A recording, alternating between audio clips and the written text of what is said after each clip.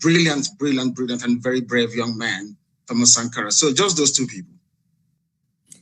Okay, fantastic. I think before we continue, it would be nice for me to ask if this is the real Mazi Nnamdi Kanu or the cloned one. I can pull my ear for you. You can see I'm trying to exert as much pressure as I can.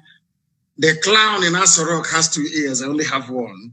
You can see my glasses. I can take it off. You can see there is no other appendage anywhere behind this one. It's only one. I can pull my nose for you. You know it is me. In fact, I can even bring, if you'll pardon me, I have here with me the mask that everybody has to wear these days. You can see that my ear is not bent, is it? You can see that it's normal, it's not bent. But the clown in Asorok, when he's wearing his own mask, you see that his ear will be bent like that. Mine is not bent. So it is the real me. And of course, I have this mark here and it's unmistakable. Yes, I just wanted to establish that you are alive because I read somewhere that you were dead. And so I wanted to be sure I'm not making history by talking to a dead man in heaven. Not at all. I'm here live with you on this program.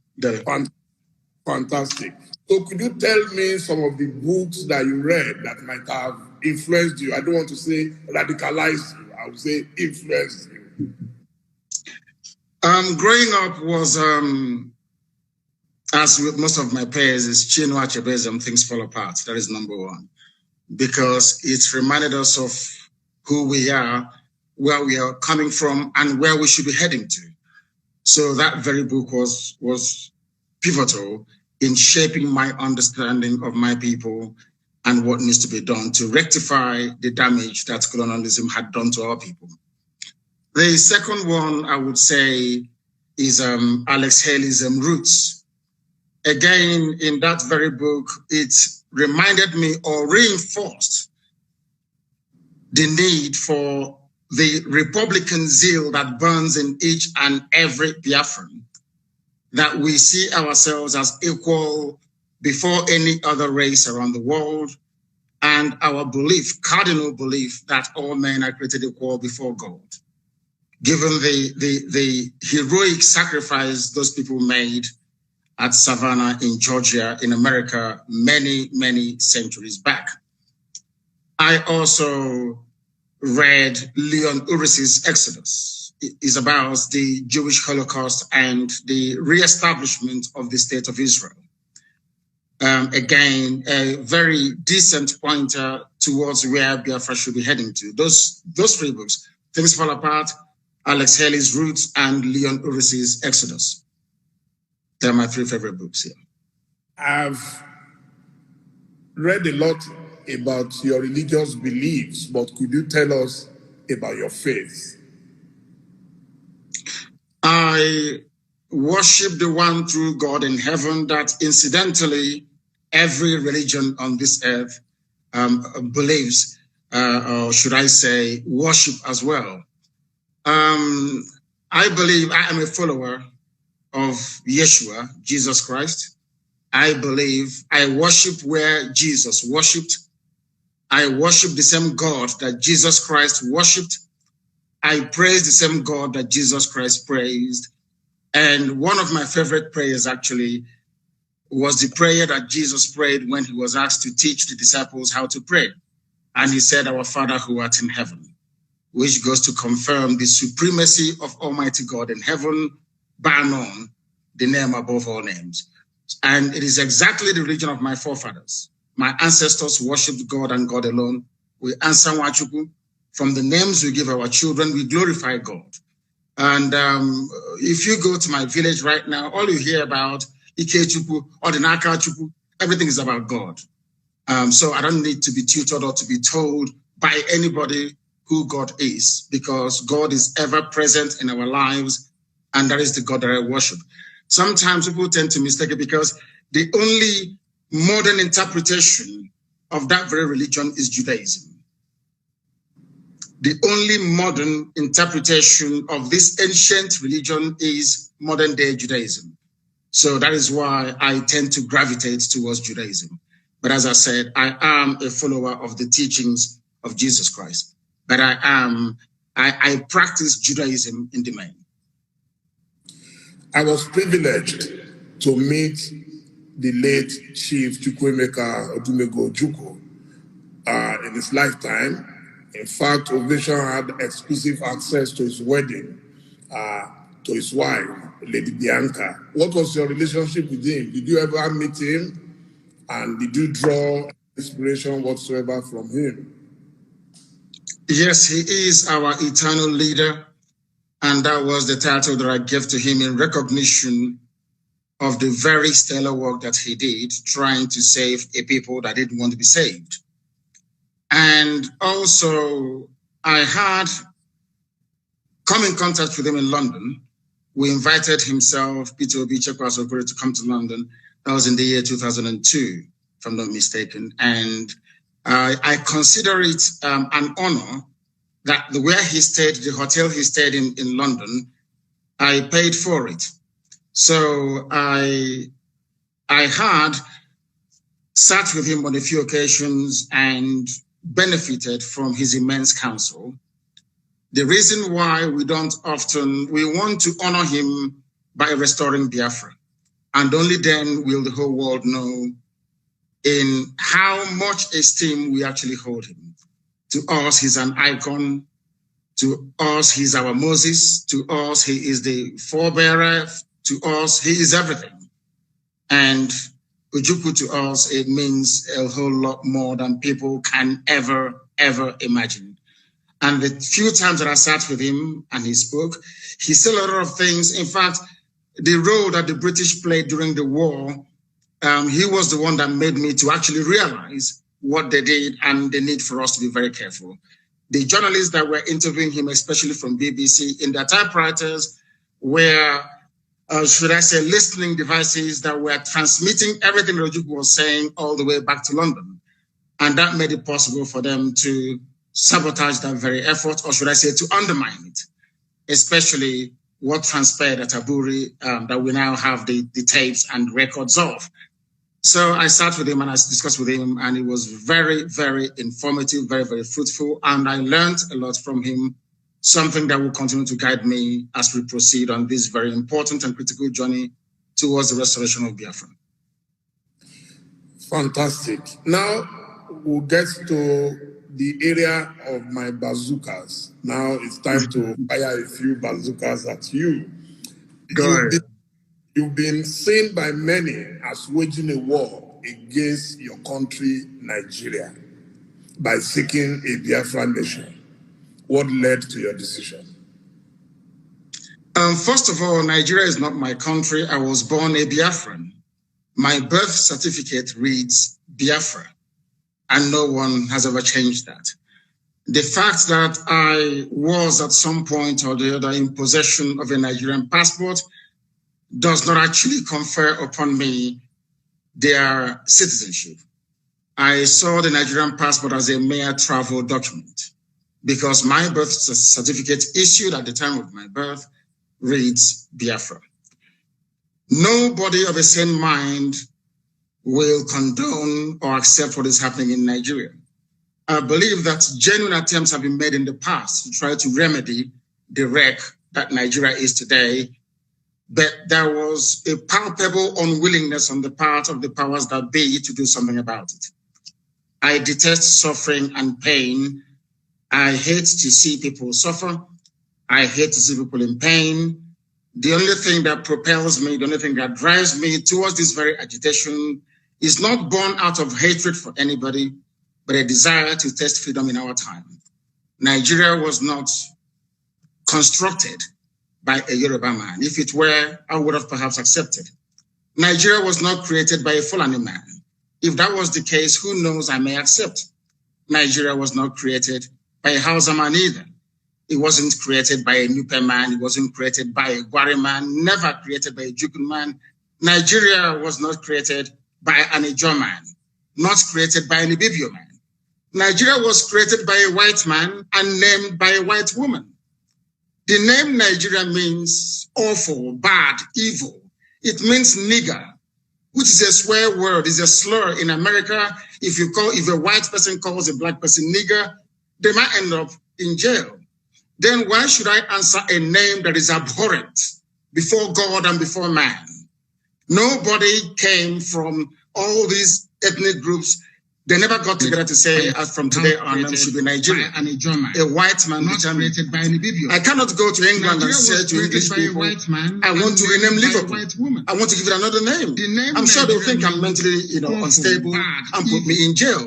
Now the problem is this: why should Africans accept the name Nigeria? It doesn't mean anything in Yoruba language, doesn't mean anything in Hausa language, doesn't mean anything in Igbo language. But yet we are African. So I see it as a relic, or should I say a vestige of racism. I see Nigeria as an abomination, not just before God, but before man as well. Those with common sense, that's the reason why I like Thomas Sankara. Thomas Sankara changed the name from Upper Volta that had no meaning to Burkina Faso. Now, I wonder why educated, very savvy and enlightened Nigerians cannot see it. You have half of Yoruba land in Benin Republic. Some are in Togo. For over 20 years, I have been a very vocal advocate. I will also encompass the Yorubas in Benin Republic and those in Togo because they are Yoruba. Wouldn't that be very wonderful? Why should the white people come from Europe and decide that some Yorubas should be Togolese, some should be from Benin Republic, and some should be from Nigeria? You're a Yoruba man. What do you have in common with a Kanuri man? Absolutely nothing. But I can tell you, you have something in common with a Yoruba man in Togo. You have something in common with a Yoruba man in Benin Republic. Why should you see a Kanuri man as your fellow citizen in Nigeria and not a Yoruba man who lives just a stone throw from Badagry? So these are the anomalies that Africans need to sit down to address. That is why we have arrested development. That is why nothing seems to be working.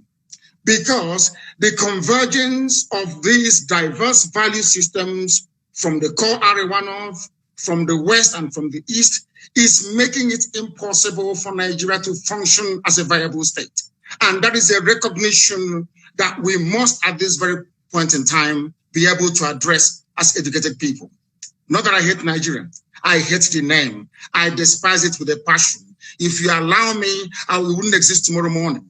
Anybody who answers or addresses him or herself as a Nigerian is a product of neocolonialism, not something that I am prepared to accept, because Nigeria never existed until Flora Shaw gave her that name, Nigeria. Before that, you had Oduduwa. Before that, you had Biafra. Before that, you had Kanu Empire and all these wonderful and weird civilizations. Now, a white man cannot come from Europe and then create an identity for me. Only God in heaven can do that. And I can give an identity to my dog. The only thing you can name are your children and your pets. They are not our fathers. They are Caucasians. We are Black Africans. They have no right being in Africa and giving us names. And that I will never, ever accept. Military and security experts have said it is impossible for any country to fight 2 civil wars without monumental repercussions. Have you considered this? And what lessons did you learn from the last Nigerian Civil War? The lessons that I will learn from the last war, if I can begin by addressing your last question, is that we should not have given up.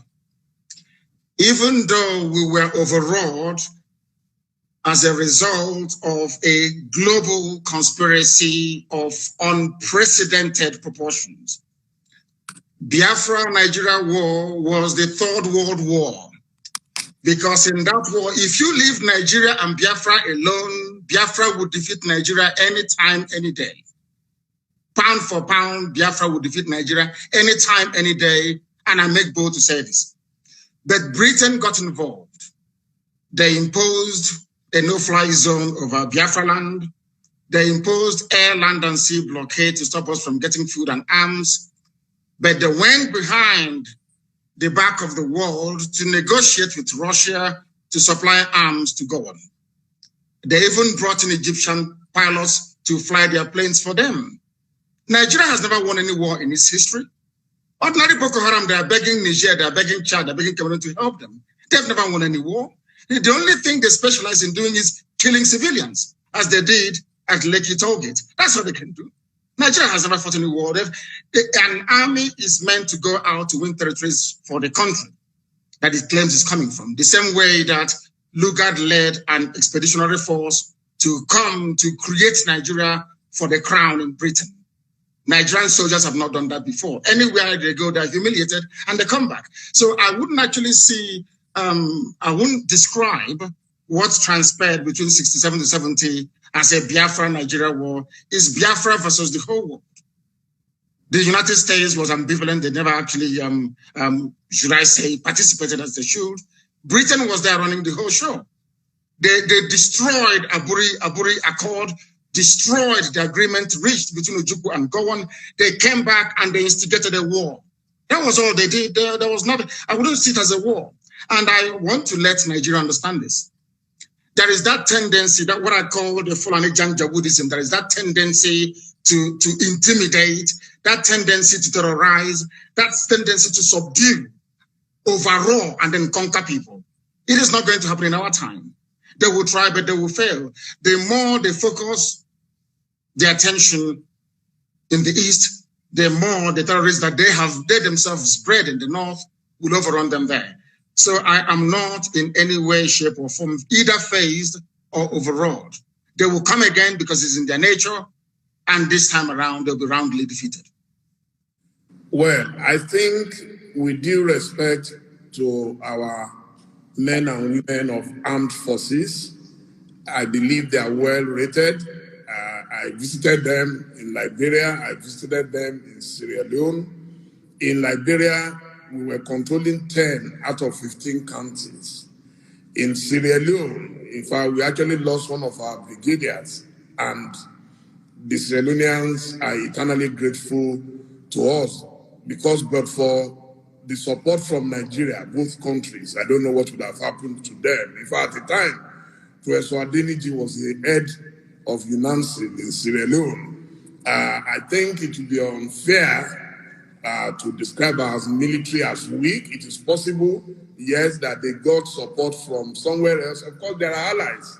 That's why you had NATO. In fact, it's one of the reasons a lot of people are angry with America under Trump, that he has virtually collapsed the relationship, military ties to other countries.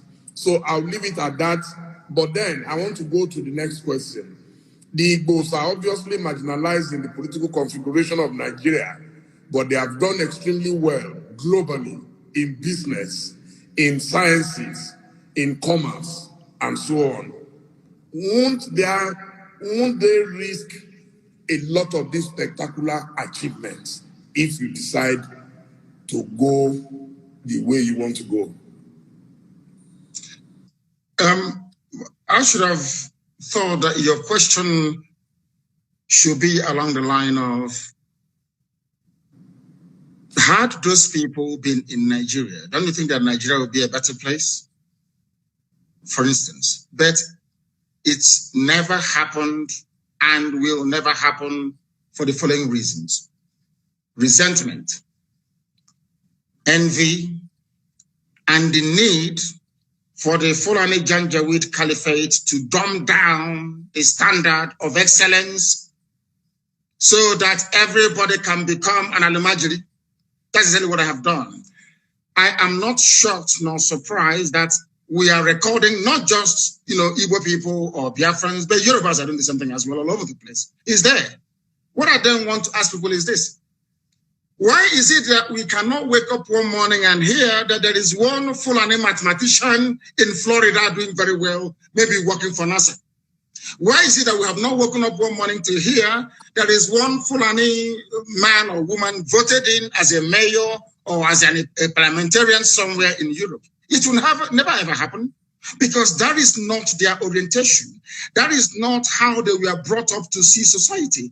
The recognition of people's skills and talent is a prerequisite for the driving of any progressive society.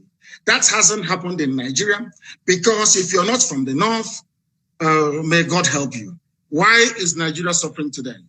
Nigeria is suffering because of successive regimes of mediocrity and sub-standardization, for the simple reason that people do things based on ethnicity.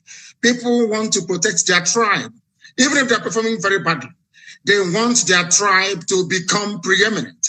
And in the process, those men and women who are skilled, who are well-read, who are well-learned, they get forgotten. And then, of course, they travel abroad and you can see their excellence come to the fore. And that's exactly what has been happening. What we are saying is that once we have Biafra, they will all come back home. And Biafra will quite rightly become the light of Africa and Black people all over the world. Because without Biafra, Black Africa will keep floundering and there can never be any progress. I'm sure you know that politics is a game of number. And it has been theorized that the domination you complain about of what you call the Fulani hegemony has been made possible because of the lack of unity amongst the peoples of North Central, Southeast, South-South, and Southwest.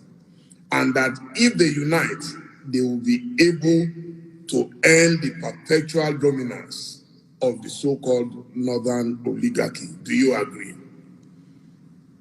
100%. And that was why some of us threw our weight behind our children. Some people will say, refer to me as a youth, but I'm not. I'm a very old man. I may look young, but I'm a very old man. Now, the reason why we supported our young people was because for the first time in living memory, we managed to bridge that divide, to bring everybody closer around an issue that is of importance and concern to all these people.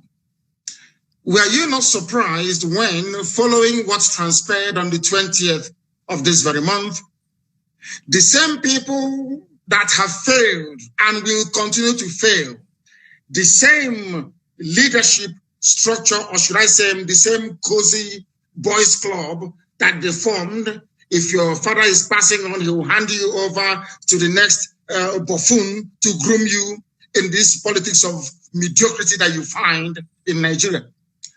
Were you not surprised and shocked that the same people managed, or should I say succeeded, in introducing the tribal and ethnic dimension into what we are doing? Those of us in the South, I am proud of the, should I say, the understanding that those of us in the East have with our Yoruba brothers in the West, and of course, as time goes on, also Middle Belt. There is now a recognition that we are our own worst enemies. In Katsina State, there are other tribes other than Hausa and Fulani. In Katsina. In Bauchi, the same thing. All across the north. It is not a homogeneous society. The only thing that binds them together is just their language. Underneath, if you scratch the surface, you will begin to see a lot of, they have more ethnic groups in the north than you have in the south. Many more in the north than have in the south. But over the years, the Fulani oligarchy have managed to should I say, moderate their differences. And despite what is going on underneath, they have always succeeded in presenting this united front for the north. Anytime we try that in the south, they bring in their, what people are referred to as professional gossipers. They bring in people who will always do their best to divide us, because the north understands. Any day the Igbo and the Yoruba put their differences behind them, get their acts together, for goodness sake, Nigeria will be a better place. Everybody knows that very well. So in order not to allow that to happen, they now appoint, or should I say, rig our governors into office. They go to Ohanese, they bribe a few people to go to Afani, they identify one or two people to, should I say, to groom, to do their dirty jobs for them. And what is that dirty job? You saw it in full view and in full display on the 20th. People that claim they went to school, people that claim they're senior advocates, people that claim they're enlightened, were the ones that introduced the tribal and ethnic dimension into that very successful protest. And you can see where we are today. They're rejoicing in the north. They're having fun in the north. That thing they have always done, once again, they have done it. But of course, they cannot break us. This time around, we just want to let them understand this. The unity between the Igbos and the Yorubas is deeper than End SARS protest. It is far more fundamental than they can even imagine. Now, is Biafra your only option, or you are willing to work with other so-called oppressed peoples to form a union like it is in the United Arab Emirates? Everything depends on what the people want. I am a Democrat. I am a Republican by genetic disposition. Anything the people want is what they're going to get.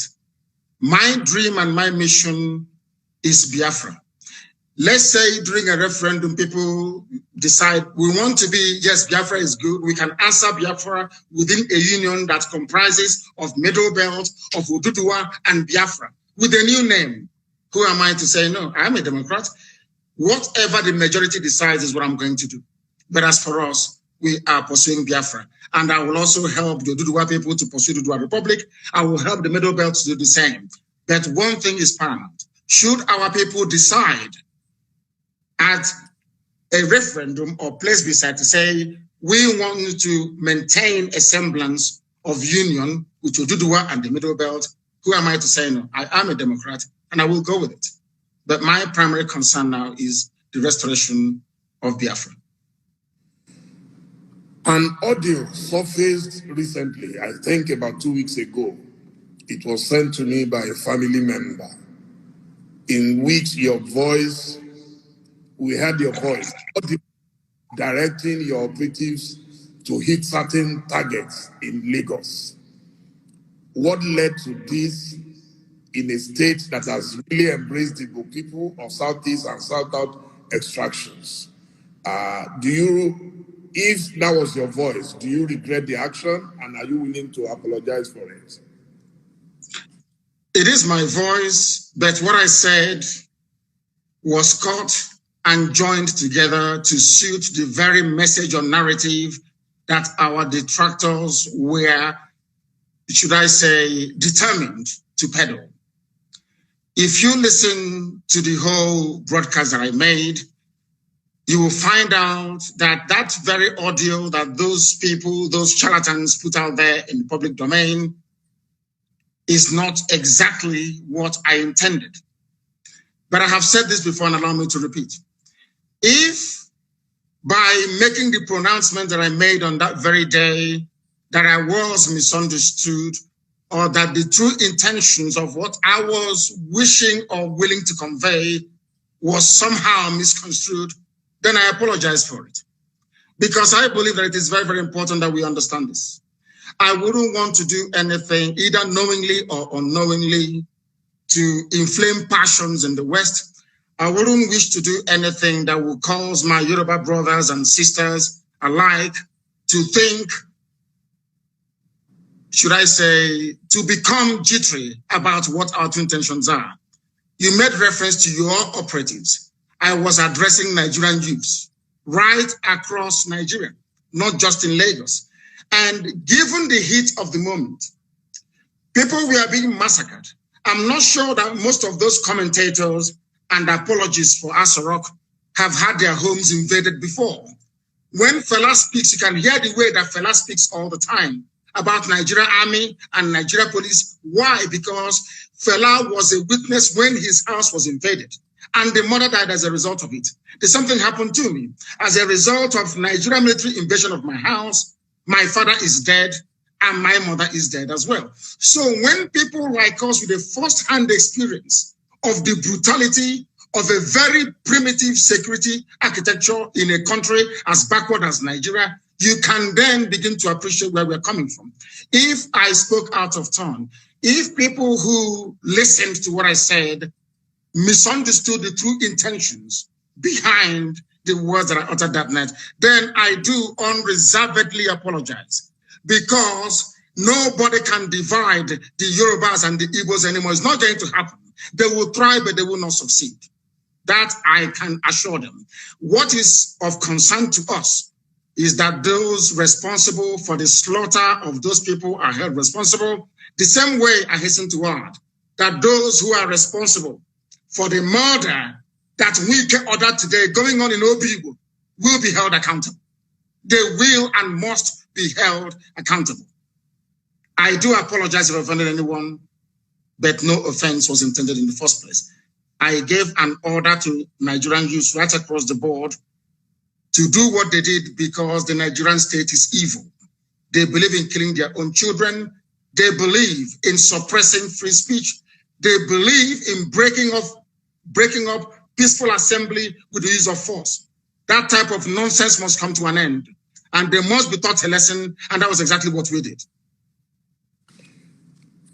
Okay, let me confess that it was actually that audio that led me to looking for you. You see, I believe that journalists must help their nation to understand some certain people and personalities like yourself. And I want to say at this stage that I'm sending my special thanks to two people. One of them I can mention publicly, the other would not want me to mention him. And the first is Femi Fanikaude, my very dear friend and brother. I contacted him because I knew there is a special bond between the two of you. And he contacted someone else who contacted you. And I want to say thank you to both of them so they know themselves. What is the relationship between you and Femi that every time I see that you are in the same direction? He is very brave. He is urbane. He is polished and very erudite. He is a scholar and a conscientious one at that. You know, in Nigeria, you have scholars, people who just study for the sake of it, people who just read for the sake of it. He practicalizes what he understands to be humanity. And that is why I love him, I respect him, and I call him a brother. He epitomizes what any intellectual should aspire to be. You intellectualize, that is very true or very good, and then you must have a human side to yourself. He is de-tribalized, as you well know, and I'm sure that in time to come, he will have a very great role to play, if not in Ududuwa, but also in Biafra. If Biafra were to come tomorrow, I would take him. And I'm sure that he will have a lot to contribute in making Biafra a better place for everybody to be in. So I have not only love for him, but also have regard for him. Now, I'm sure you are aware that there are efforts to start a movement that will bring the Yorubas and the Igbos together and closer. Are you willing to play a major role in that union? Yes, we are doing ours on the ground. You saw the protest on the 1st of October right across the world, Yoruba One Voice and IPOB. So we are doing ours. That was why I categorically stated, and without any equivocation, that the bond between the Yorubas and the Igbos can no longer be broken by anybody. They will thrive, but they will fail. It can't be broken anymore. So I am more than willing and able to serve in whatever capacity that is required of me to make sure that these two great nations pilot the affairs of Black people in Africa going forward. Because without them, Africa is doomed, more or less. Now, I will plead with you to take the next question very softly, because as a Christian, I believe my faith teaches me to render unto Caesar the things that are Caesar's. So which means I respect constituted authority. My question is about your best friend, our president and commander. Now, you propounded this theory of a cloned man, and that our current president is a Sudanese man called Jibril. Do you agree that your information might have been wrong, and you are also willing to apologize to him for that error? Anybody can make a mistake. No, not at all. Buhari is dead and buried in a shallow grave in Saudi Arabia. Aisha Buhari was there. She came back from what they called a lesser Hajj. She was wearing black. She was mourning. If you look at the pictures that were circulated at that point in time, you will see the smug, or should I say, the forlorn faces of northern governors. A minute silence was held at the AU for a late Buhari. Even Her Britannic Majesty, Queen Elizabeth II, also penned a condolence message to the people of Nigeria before the cabal took over and asked her to rescind it, which she did. Buhari is dead, and I'm prepared to stake Biafra on it. If you, Dele Momodu, can go and prove to me, I'm not asking you to do anything too complex. If you can go and ask this man you call Buhari, whoever it is in Asarok, to come outside, don't do very much, address a panel of Nigerian youths, maybe 20 of them, and speak Buhari's mother tongue, which is Fulfude. I will give up Biafra. I will apologize to him, and I will submit myself to any authority on this earth to do with me as they please. There is no Buhari. Jibril was there. Jibril followed Abba Kyari to Cuba and ran away from there and never came back. The man you have now in Asarok is from Niger Republic. His name is Yusuf Abubakar Muhammad. That's his name. Yusuf Abubakar Muhammad. Even Shekau knows who he is personally and was mentioning his name as well. It is not Buhari. The old Buhari that you and I know, the country cannot be burning and he will restrict himself to only 12 minutes of edited broadcast. Impossible. Impossible. Anybody that knows Buhari, even if he's dying, he must speak because he fought in his own understanding to keep Nigeria one. Anything that impacts or threatens the territorial cohesion and integrity of Nigeria, the old Buhari, in fact, he'll be in Lagos. The old Buhari will be in Lagos, I'm telling you. But this little, have you not seen him with his fresh hands of a 35-year-old? He cannot wear this. He cannot wear this. Because if he wears this, his ear will bend because it's rubber, silicon. We know about AI technology. It's deep fake. Please Google it. You're a media man, you must know this. I can replicate this very interview with your face showing us having this conversation, but it is not you. You also saw that some eagle-eyed investigators managed to discover that there was actually a microphone, a loudspeaker on the table. It's everything that they claimed that Buhari was saying was coming from a loudspeaker. From a loudspeaker. Very, very sad indeed. These are the things that the world must understand and come to terms with. That the person you are calling Buhari is not Buhari, and I can stake my life on it. If he comes out tomorrow and takes, or should I say, address any press interview live without Garba Shehu doing this, telling people to cut. If he can come out tomorrow, a panel of journalists will, in fact, no, not journalists because some of them are corrupt, youths will address him. There and then you will know that Buhari is no more. There is no Buhari. No country. How can you have a country you claim you're proud of, and that country is run by 10-minute video recorded every 4 months? What sort of country is that? Every 4 months you issue a pre-recorded video to address 200 million people. What an insult. What an insult. In a time of crisis, there is COVID-19, people are agitating, they're very restive. The only thing you can do is 10 minutes video, laughable and absolutely absurd, and no sensible person should be able to tolerate it.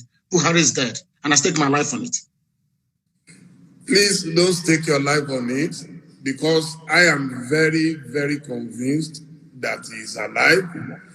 I have been meeting Buhari since 2010. Okay, and the last time I met him was 2 years ago inside Aso Rock with a former president of Africa. I met him, we interacted, he cracked jokes with me, he even said, Dele, it seems you've added weight. I am telling you that I am not foolish not to know the person I've been seeing for 10 years. I've worked closely with him on his campaign, and yes, you could have your theory why you think. You see, my own theory is different. Because he was very sick, a lot of people thought that he would die, and God restored his life. And I think that is why you think he is dead. I am personally convinced that he's alive. I believe that a man like President Olusegun Obasanjo will not go and hold any meeting with a cloned president of Nigeria. If I can't vouch for any other person, I know that Obasanjo will never agree. He will talk. There is a saying where I come from, Dele. Could be a robber. If you see something that is greater than your farm, you sell your barn where your harvest of yam is, where you store your yam, because that is the greatest thing that any Igbo man has in the olden days. If you see something that is greater than your farm, you sell your barn. And you could be a robber. They do not want to expose that the fact that Buhari is dead, because everybody depends on the oil and gas coming from Biafra land. Without oil and gas, Nigeria will be worse than a banana republic. There will be nothing happening there. Nigeria runs what is called a rentier economy. You sell oil and gas to import everything you need, including toothpick, including Indomie and pasta. So what is called the doctrine of stabilization. If you come out and you announce that Buhari is dead, there will be pandemonium everywhere. In fact, the US government feels that if they allow a precipitous collapse of Nigeria, it may impact the wider region. That is what the Africa desk at the State Department has been doing for very many years. So if you expose the fact that Buhari is dead, it will cause pandemonium, and there will be regional destabilization, and you will have a whole load more of foreign terrorist groups to contend with. Now you have 7. Many more will come up. They do not want to turn northern Nigeria into another Yemen, Afghanistan, or Syria, or Somalia, for that matter. That is the only reason why they're keeping quiet, and everybody's hoping that he will make it to 2023 so that Aisha can go with the boyfriend and relax, because Buhari is dead. Absolutely dead and confirmed. Look at the hands of your, I can become a trend. You ever seen that little boy they call Tagwe that used to mimic Buhari, speak the way that Buhari does, crack Buhari jokes? That little boy is an Igbo boy. They've not given him a Fulani girl to marry. You know that little boy called Tagwe, he's a comedian. He mimics Buhari. These things happen. People can mimic Obama. People can mimic whoever they want to mimic. There are expert actors who can do all of these things. But let me make this very clear to you. It's a very simple thing. I'm not asking for a DNA test anymore. If Buhari can hold a meeting, the man you call Buhari, with Nigerian youths to ask him questions and speak his mother tongue Fufude, then I will give up. But I can assure you categorically that you are one of those that they have deceived, but they cannot deceive us. It was a well-choreographed, well-planned, and executed with military precision. They knew what they were doing because Britain is in charge. Britain is in charge. The same way they took charge of the NSAS protests. You were there, you were watching. When British High Commissioner went to Lagos, did not see the Lagos State Governor, but saw Tinubu. Not up to 48 hours, the army came and started shooting. And now, as they say, the rest is history. The people controlling you are those that created you. The people that made you a Nigerian are those now in charge of your lives. You are not in charge of Nigeria. They are, and are the ones running the show. And maybe next week, you get another 10 minutes video recorded. The old Buhari couldn't have done that. Ask Obasanjo, how many times did you allow them to broadcast a recorded speech in a time of national crisis? How many times? Obasanjo will tell you no. Jonathan did something. Only this thing that they put up there. Now, I will ask you to put on your face mask. Put it on. Put on your face mask. Let us see. Do you have one with you? Yeah. Ask them to bring it for you. Put it on. Your ear will not bend. Your ear can never bend. It's impossible because you're a human being. You have cartilage in your ear. But if this ear is made of silicone, as the one that Aisha's boyfriend is wearing, once you put on mask, your ear will bend. Simple. And that is why we have common sense and brain. Keep asking yourself. They took a picture with Jonathan, with everybody, with Yemi Osinbajo. None of them had their ears bent. Only Buhari's ears were bent. Others were wearing the same mask, but only Buhari's ear was bent, meaning that it's made out of rubber, silicone. The person that's not Buhari and can never ever be. Please go ahead. Okay, so do you have a map for Biafra? Where will it start from and where will it end? First of all, do you know that if I ask you now, Dele, how many states do you have Igbo people in Nigeria? How many states would you tell me? It's a simple question. You're a journalist. I would say everywhere. No. I mean where they are indigenous to, where they come from. There could be Igbo people in Lagos and not from Lagos. The Igbo people. If I ask you right now, how many states in Nigeria do you think that Igbo people are indigenous to? How many would you say? 5 Southeast states? After all, that is the Igbo territory. Is that what you would say? Yes. I have a surprise for you. It is 13. Igbo people are indigenous to 13 states of Nigeria, 13. As I told you, those who created Nigeria are in charge of Nigeria. And in order to weaken, to diminish, to render irrelevant every aspiration of an Igbo man, Britain decided to advise the Janjaweed Caliphate to keep redrawing the map until we now have only 5 states. Igbo people are in 13 states. And now let me answer your question. The map of Biafra starts from wherever women tie 2-piece wrapper and ends where they stop tying 2-piece wrapper. In other words, Biafra land starts from Kogi in the north, in Igala land, Idoma, Igede, all the way to Kodomikodo, Idu land, in Udo, and going down to Bakassi, after Cross River State, and to Bonny, and to Opobo in the south. All these are Biafran territories because if you go there, all the women that the 13 states. I want the 13 states, please. You want me to name for you the 13 states that make up? Yes, please. Kogi, are there Igbo people in Kogi? I'm sure the answer is yes. Yes. Indigenous. Are there Igbo people in Edo State? Yes. We agree. In Edo State, there are Igbo people. I'm not talking about Tubiaja, which is the Ishan. We'll come to that later. I'm even talking about a place called Igbo Akari. Igbo Akari. Are there Igbo people in Delta State? Yes. Are there Igbo people in Benue? In Benue State, I'm asking you, Izi community is in Benue State. They speak Igbo. The largest market you have in Benue belong to the Igbo communities in Benue State. Are there Igbo people in Cross River? Yes. So Igbo people are in Cross River. Are Igbo people in Akwa Ibom? Yes. E2 is in Akwa Ibom. There are Igbo people there. Are there Igbo people in River State? Are there Igbo people there? Of course there are. 90% of River State is Igbo. Are there Igbo people in Bayelsa? And you'll be shocked.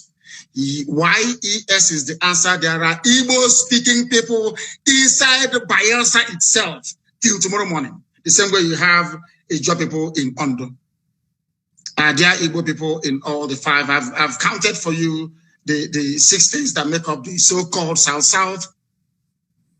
Imo, Abia, Anambra, Ebonyi. Yeah, you've mentioned 9 now. 9 states. 1, 2, 3. Kogi, Edo, Benue, Cross River, Akwa Ibom, Rivers, Bayelsa, Ondo. Have you added? No, not in Ondo. We're not in Ondo. Igbo is not in Ondo. What is in Ondo is Ijo. Ijo is in Ondo, not Igbo. But okay. Ijo is Biafra, and we'll get to that later. And then you add the 5 southeastern states. You have Imo, you have Anambra, you have Enugu, you have Ebonyi, you have Abia. Add all of them together. Imo, Anambra, Ebonyi, Abia, Enugu. 1, 2. Added to the 6. Okay. 5 southeastern states. 6, 7, 8, 9, 10, 11, 12. I think 1 is missing somewhere. One cannot be 6 states. 6 states of the South, 5 states of the Southeast, then Kogi and Benue.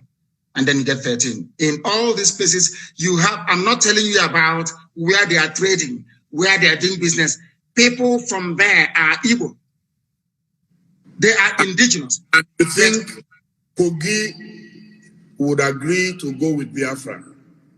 No, it's about a referendum. We are asking, what we're asking for is that part of Kogi where women tie 2-piece wrapper. That's all. Your mother will tell you where you come from. If you look at your mother when she dresses up to go to church or to go to a function and she's tying 2-piece wrapper, one on top of the other, then you know you're a Biafran. And that's what they do in Kogi, in Enugu State, in Benue State, in Cross River State, all the way down. You can go all the way down to Edo State. It is there till tomorrow morning. Don't you think you are likely to hit the brick wall if you try to go expansionist, if I could put it that way? I am an Igbo man. With all due respect, my dear brother, the Yorubas may be comfortable leaving Yoruba people in Togo and the Benin Republic and calling somebody from Sokoto State their brother. I don't intend to do that. Wherever you have Igbo people, they must be together as one. We are not leaving anybody behind. We cannot leave anybody behind. It was the Fulani Janjaweed and the British that caused this problem. You cannot come to my land, you take an Igbo community, you give them to Benue, you give them to Kogi, and you say that from the north. Ohanese may tolerate it. I will not tolerate it. I can't tolerate it. I am not going to leave one single Igbo community anywhere. They must be part of Biafra. They must be part of Biafra. What happens? Let's say the other people that you are fighting get provoked and they decide to call you bluff and say, okay, Igbo people in Kaduna, in Katsina, in Sokoto to detent Israel. How will that fit into your plan? Quite frankly, before you answer, let me do it as a double warning. And what if the Igbos in those places say they are not interested in joining you? Hallelujah. We say good riddance. Everything we are doing is based on the consent of the people. There must be a referendum, or should I say referenda, which is the plural, right across the board. We are going to ask people, ethnicity by ethnicity, where they wish to belong. If they say we want to be part of the Janjaweed North, where once in a while you lose your daughter, your wife could be raped, oh, well and good. We let them go. I am a Democrat. I'm not going to force anybody to do anything. And Biafra must come via a referendum. People must agree to it. We are not forcing anyone to do anything. Everything we are saying and doing is geared towards one outcome, a referendum. If they agree, fine. If they don't agree. So who is going to organize this referendum that you've been talking about?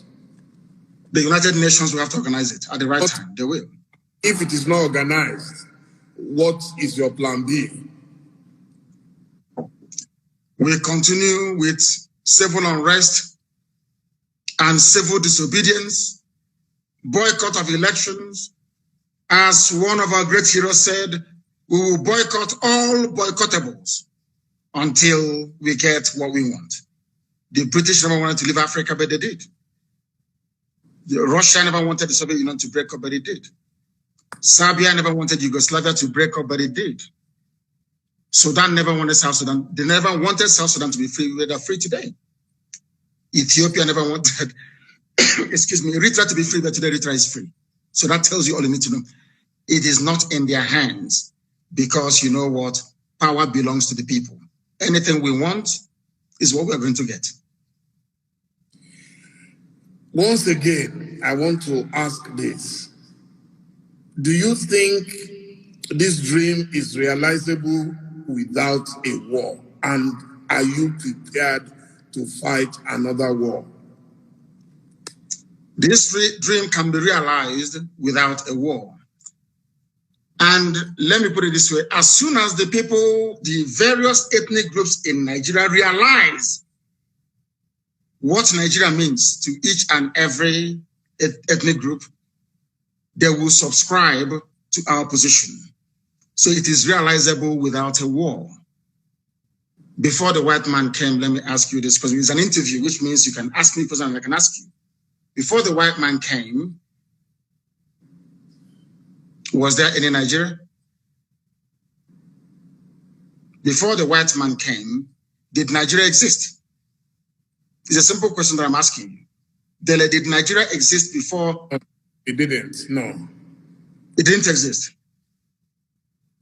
Then why are African people, black people dying over something that they did not create?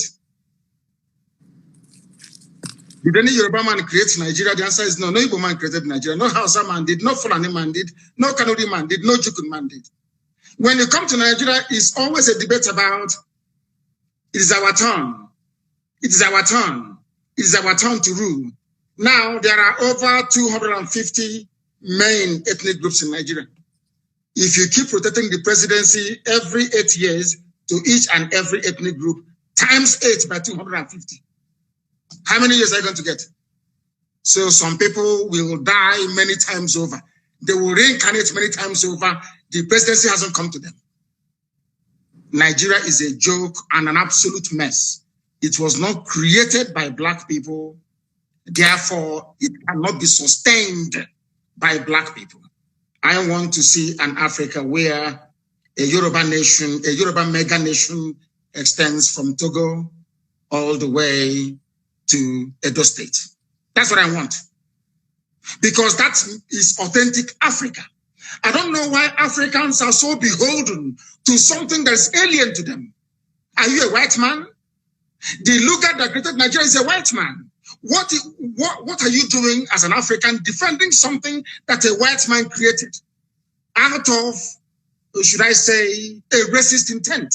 Nigeria was an ordinary company, Royal Niger Company, an ordinary business venture that the British converted into a nation.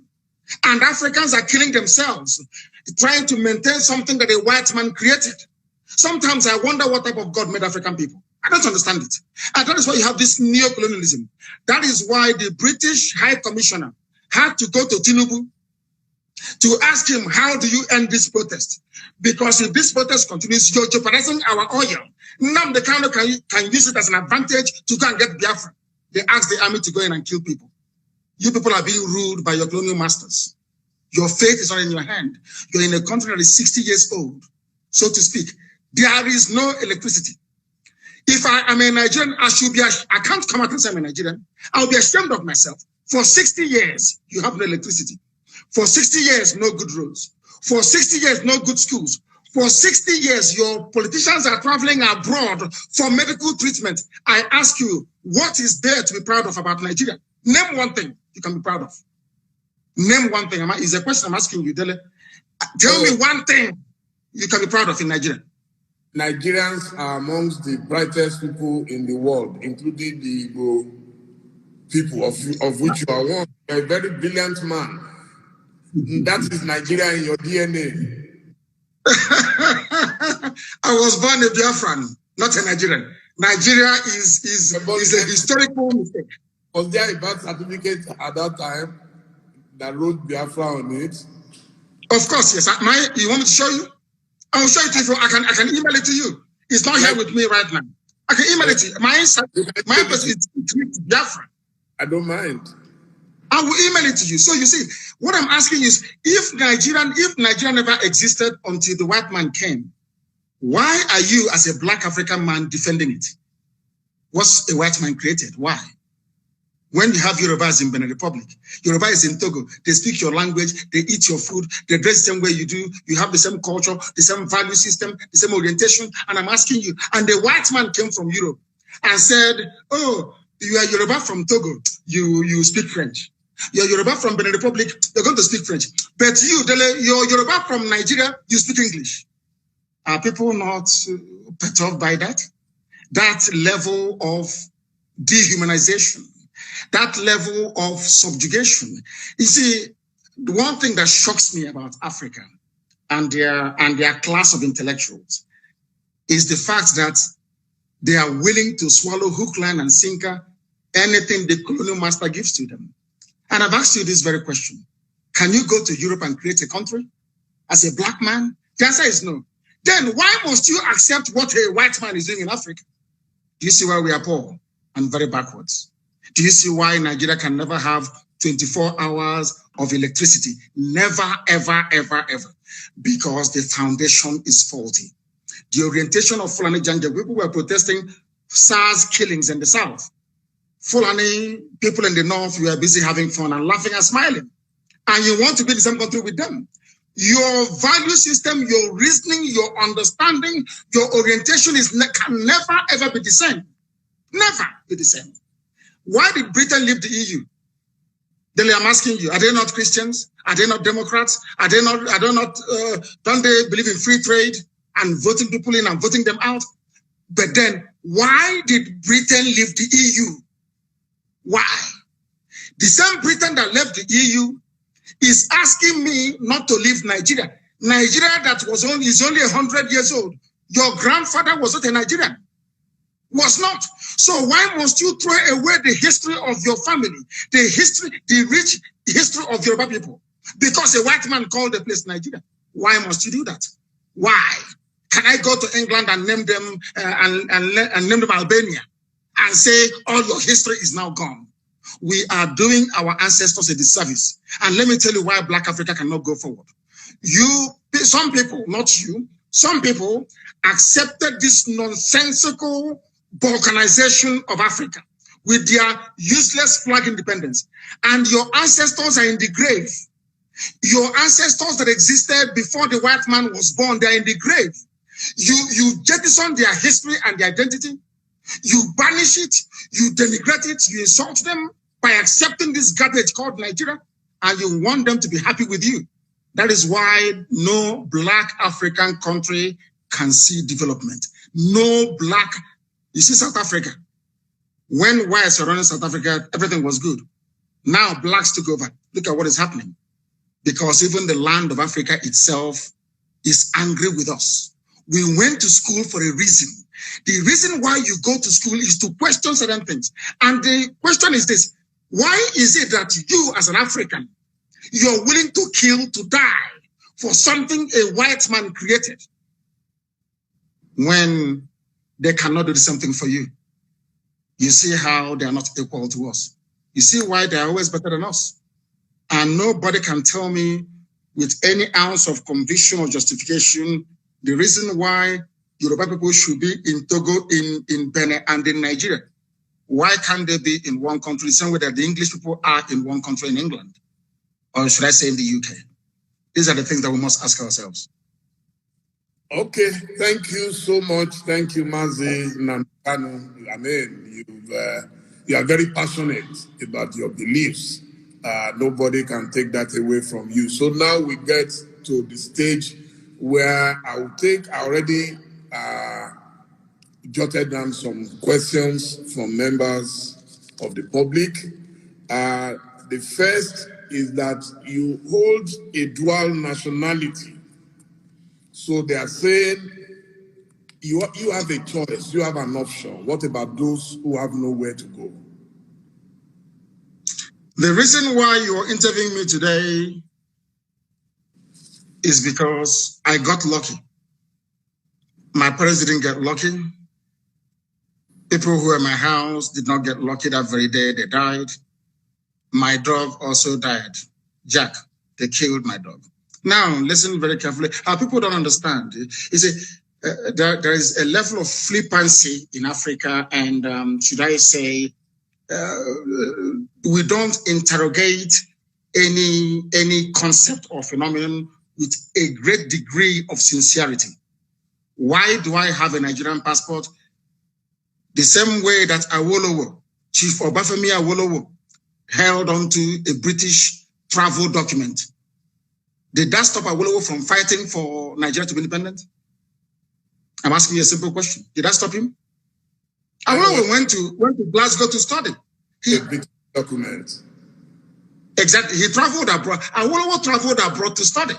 He read economics in Scotland, and he came back, probably even on British scholarship. The fact that Awolowo was availed of free education in England and traveled to England by ship in those days with British papers, did it stop Chief Awolowo from fighting for independence of his people? And I must say, he was a lawyer. Thank you. Sorry, I do apologize. He was a lawyer as well, but he also read economics. Do you know he read economics as well? He also read, he's a lawyer. I agree. Now, I'll ask that question again so you answer so that the whole world can hear.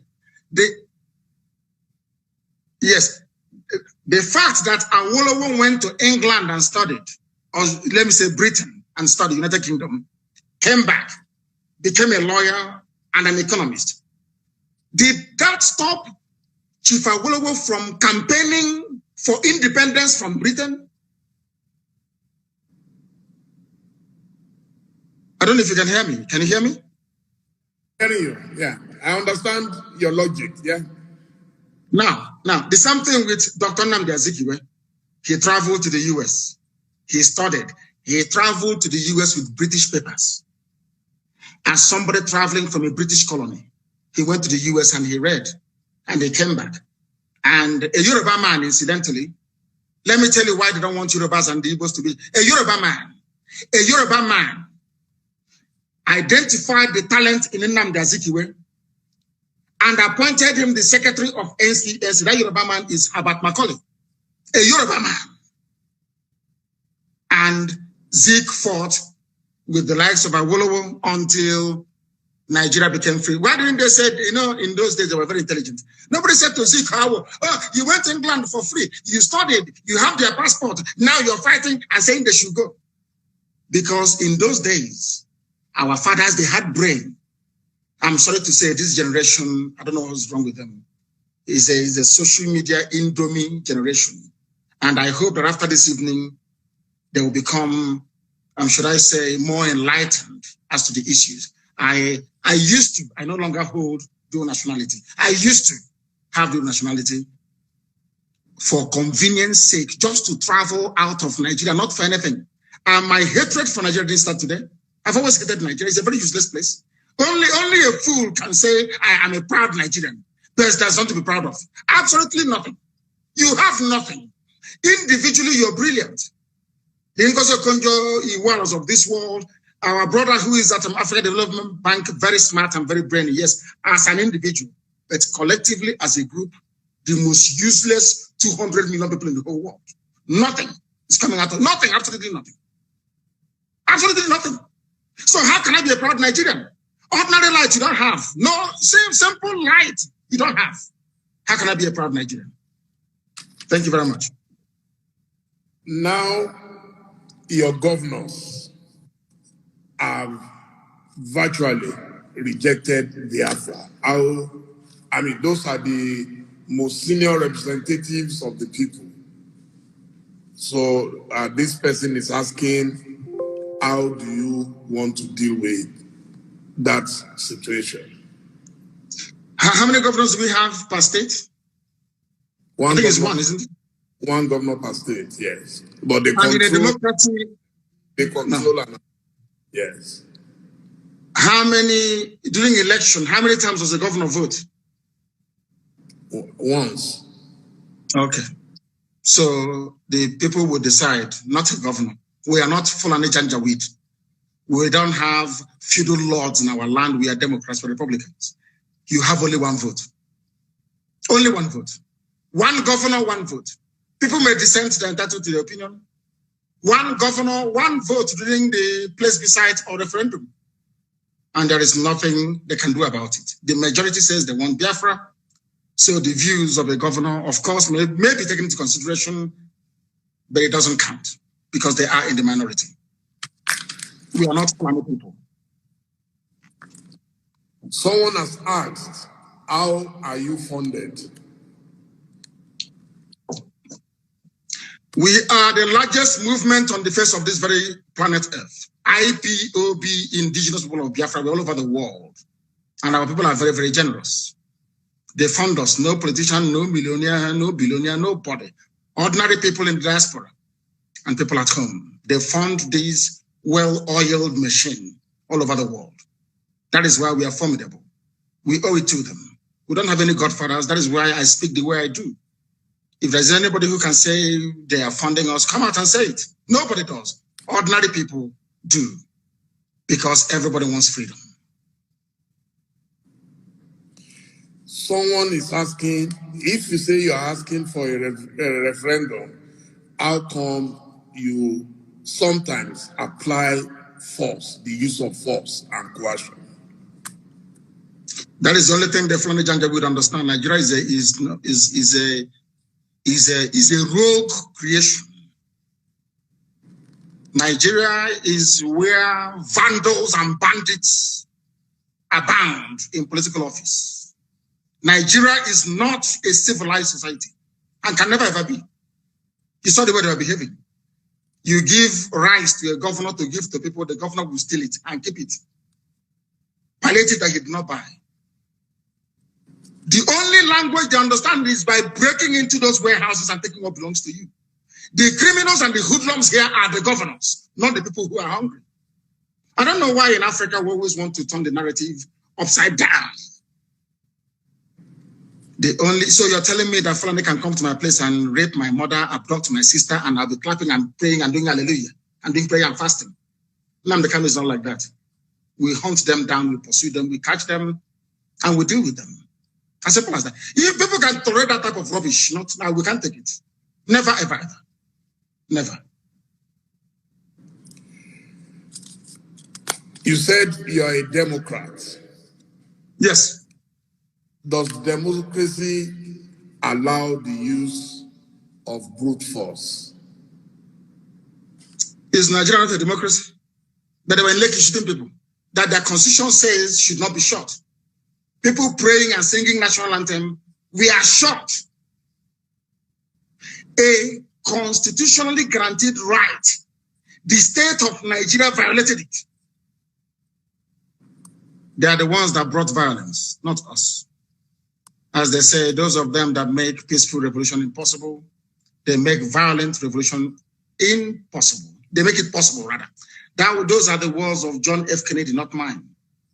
An American Democrat who, and people talk about democracy all the time. The modern Britain you have today was forged in a revolution led by Oliver Cromwell that toppled the monarchy of King Charles I. Today, England is doing very well. France talks about democracy, but their democracy was forged in the heat of a revolution that toppled the reign, I think, of King Louis XIV or the 15th, I don't know, and Marie Antoinette. America, they hold you to account today if you're not democratic. America was forged in the battle of a revolution fought and led by George Washington. I don't know if we did all these things at all or not. I mean, I think Nigeria should employ me to write their curriculum for them so they can train sensible, reasonable people. People graduate from schools in Nigeria, they come out far more foolish than they actually went to school with. Someone has asked, are you not afraid for your life? And what happens? I am dead already. And at what happens if anything happens to you now? Do you have protection plans? I am dead already. I was pouring some water to apologize. I am dead already. The only thing that can bring me back to life is Biafra. This life is meaningless without freedom, not just freedom.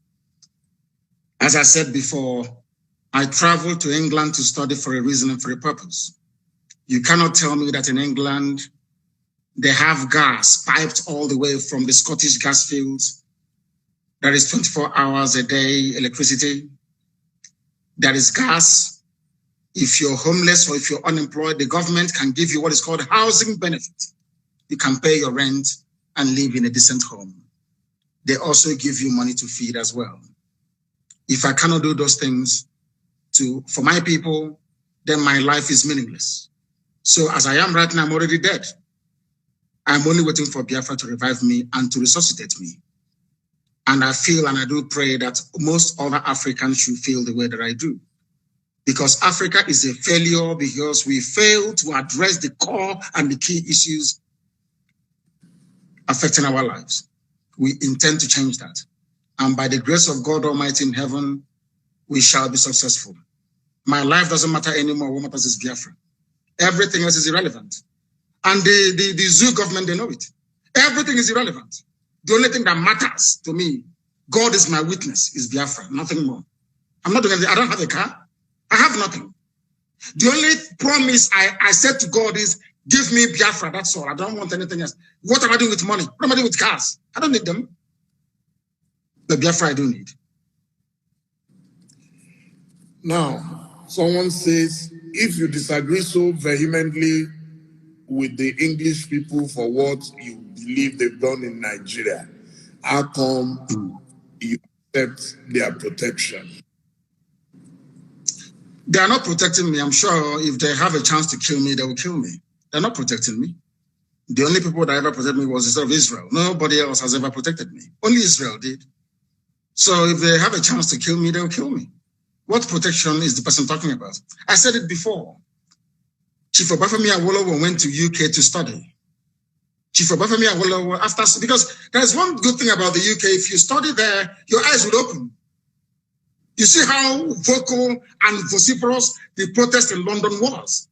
Because we understand their game, we know the way they play it, and we feel sorry for our people that they cannot see what we have seen. But one day, who knows, their eyes may open. But as I keep saying, anything we do to ensure that freedom comes, not just to Biafra, to Duduwa, but to everybody, every ethnic group, I am all for it.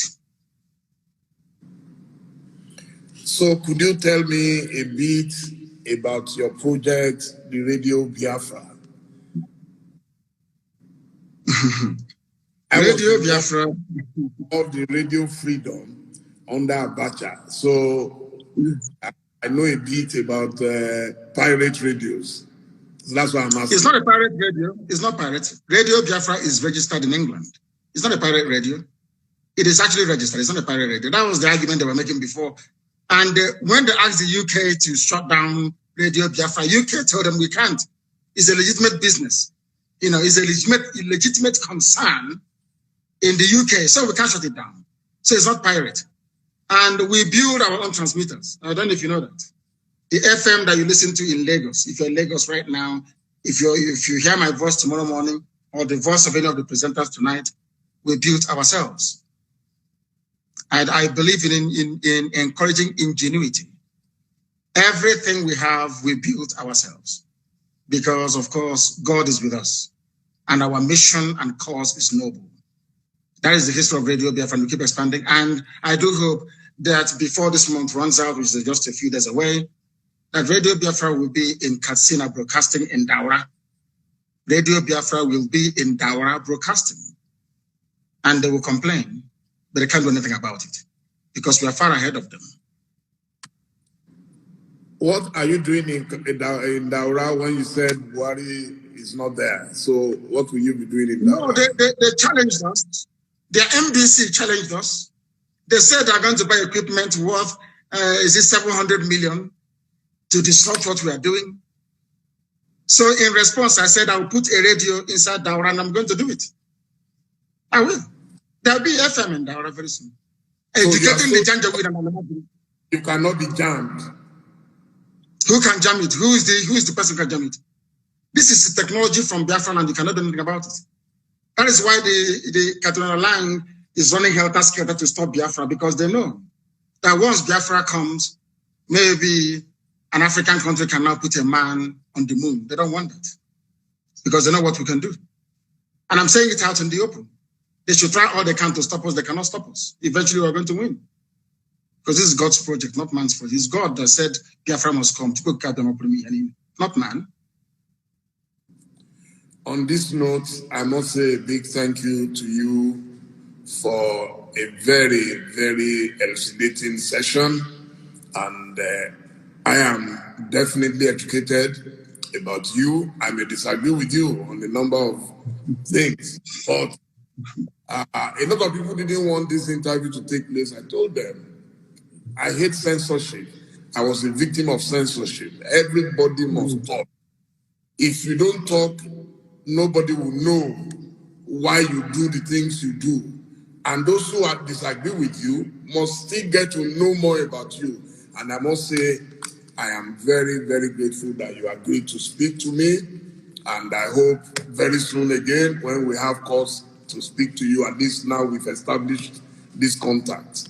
And I really appreciate your agreeing to talk to me. Thank you so much, Mazi Nnamdi Kanu. Thank you, Dele. Thank you very much. Thank you very much. And thank you for having me. Thank you. Thank you. My dear viewers, I told you it will be the mother of all the interviews, and so it has been. Thank you all. We'll be uploading, and I'm sure a lot of newspapers will get some news out of this. Thank you, and good night. Thank you. Thank you very much. Thank you. Bye now. Thank you.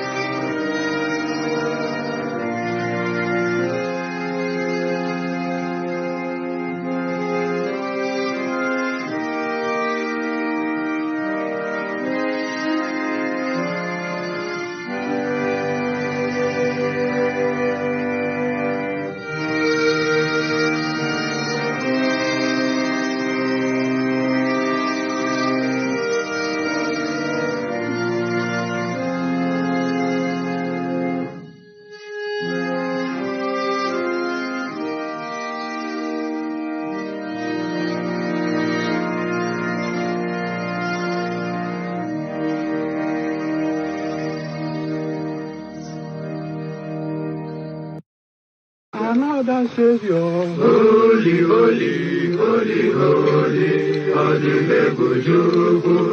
another Savior. Another Savior. Holy, holy, holy, holy, another Savior. Well, this is OBM. This is dedicated to the gallant heroes of the Nigerian Biafra War and IPO families all over the world. I remember the Nigerian Biafran war, in the thickness of the Biafra genocide. Hey, one man revived the vanishing hope to life. Let the great Biafran army to fight, and they were singing out, holy, holy, holy, holy, all of Momodu is another savior. They were singing out, holy, holy, holy, holy, all of Momodu is another savior. Holy, holy, holy, holy, all of Momodu is another savior. Many years after the genocide, whoa, yet another great leader has risen up now. Oh, and he's leading the Biafrans to victory. Inyamadika, yapika kokwa namno wow. Hey, anamekele mazuche mefo. Mwanemo, it's an honor having you on board.